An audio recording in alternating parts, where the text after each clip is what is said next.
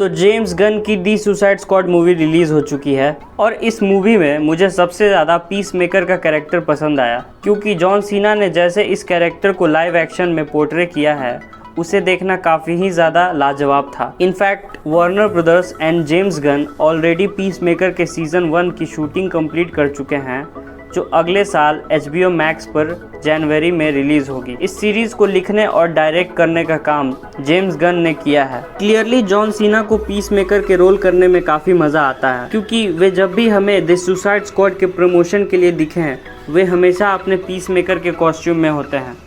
तो आज हम DC कॉमिक्स के कुछ पन्नों को देखेंगे जिसमें हमें पीस मेकर की origin history, powers and abilities के बारे में जानने को मिले। तो अगर आप कुछ मिस नहीं करना चाहते हैं तो स्टे ट्यून।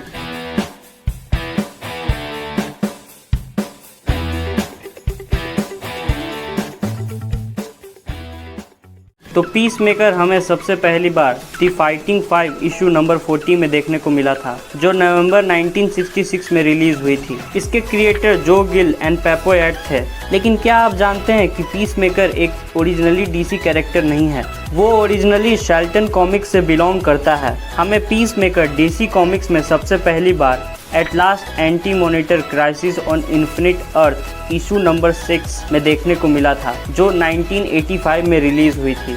वो शेल्टन कॉमिक्स में इतना फेमस हो गया कि उसे अपनी कॉमिक सीरीज भी मिली जो 5 इशूज़ तक चली। वो इंस्टेंटली शेल्टन कॉमिक्स का सबसे बड़ा सुपर हीरो बन गया। लेकिन कुछ फाइनेंशियल इश्यूज़ के वजह से शेल्टन कॉमिक्स ज़्यादा नहीं चल पाई और उसके कुछ कैरेक्टर्स को DC ने खरीद लिया। कैरेक्टर्स जैसे कि Blue Beetle, Captain Atom, Question and last but not least the Peacemaker. तो जब DC ने इस कैरेक्टर को खरीद लिया तो उन्होंने इस कैरेक्टर को अपने कॉमिक्स में at last the anti monitor crisis on infinite earth में सबसे पहली बार इंट्रोड्यूस किया, जो 1985 में रिलीज हुई थी। हमें क्राइसिस ऑन इन्फिनिट अर्थ में एक मैसिव इवेंट दिखाया गया है जिसमें मल्टीवर्स डिस्ट्रॉय हो जाता है और न्यू मल्टीवर्स फिर से कंटिन्यू हो जाता है। DC कॉमिक्स ने ये चेंज शेल्टन कॉमिक्स के नए कैरेक्टर्स को DC यूनिवर्स में लाने के लिए किया था। जब सब कैरेक्टर DC में आ गए तो उन सब को न्यू ओरिजिन स्टोरी दी गई। तो चलिए पीस मेकर की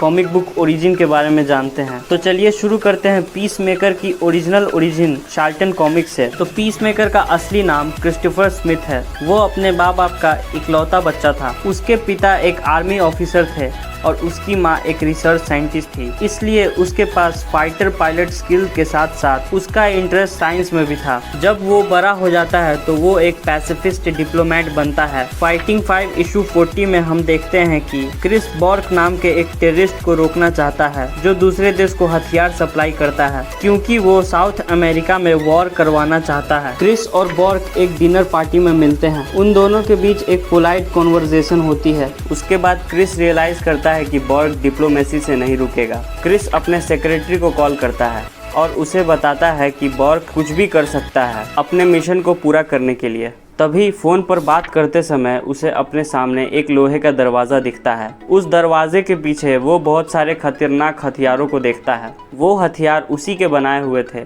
पर वो पीस के लिए कभी उस हथियार का इस्तेमाल नहीं करता था। तभी क्रिस एक बंदूक उठाता है और बोलता है, अगर बॉर्क नहीं रुकेगा तो दुनिया की आधी पॉपुलेशन उसकी सेंसलेस वॉर में फंस जाएगी। उसे रोकना पड़ेगा। मैं उसके साथ नॉन वायलेंस से नहीं जीत पाऊंगा। मुझे हथियार उठाना ही पड़ेगा। इसके अलावा और कोई रास्ता नहीं है। ये बोलते ही वो अपने पीस मेकर कॉस्ट्यूम को पहन लेता है और बॉर्क को रोकने के लिए निकल जाता है। तो चलिए बात करते हैं पीस मेकर की DC ओरिजिन के बारे में। पीस मेकर हमें DC में सबसे पहली बार क्राइसिस ऑन इन्फिनिट अर्थ में दिखा था। उसके पिता का नाम वुल्फगैंग स्मिथ था और उसकी माँ का नाम एलिजाबेथ था। उसके पिता एक नाजी ऑफिसर थे जो 50,000 बेगुनाहों की मौत के लिए जिम्मेदार थे। उसके पिता को पता था कि वो एक दिन पकड़ा जाएगा। इस वजह से वो अपने आप को अपने ही बेटे के सामने गोली मार लेता है। उसके बाद उसकी माँ और वो लीगली अपने नाम को चेंज कर लेते हैं अब उसका नाम स्मिथ था।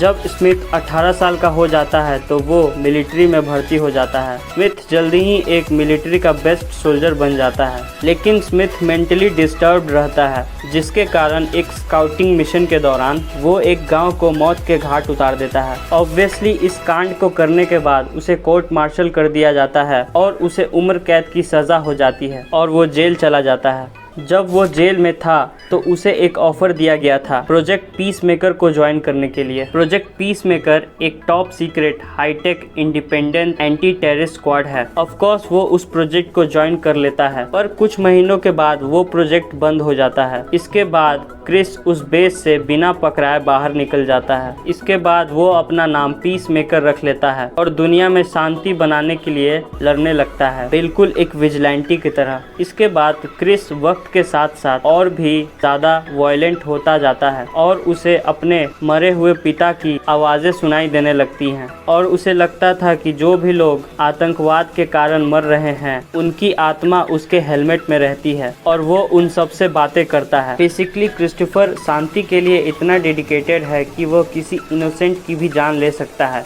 शांति बनाए रखने के लिए। मैं तहे दिल से शांति चाहता हूँ, फिर चाहे मुझे कितने भी मासूमों की जान लेनी पड़े।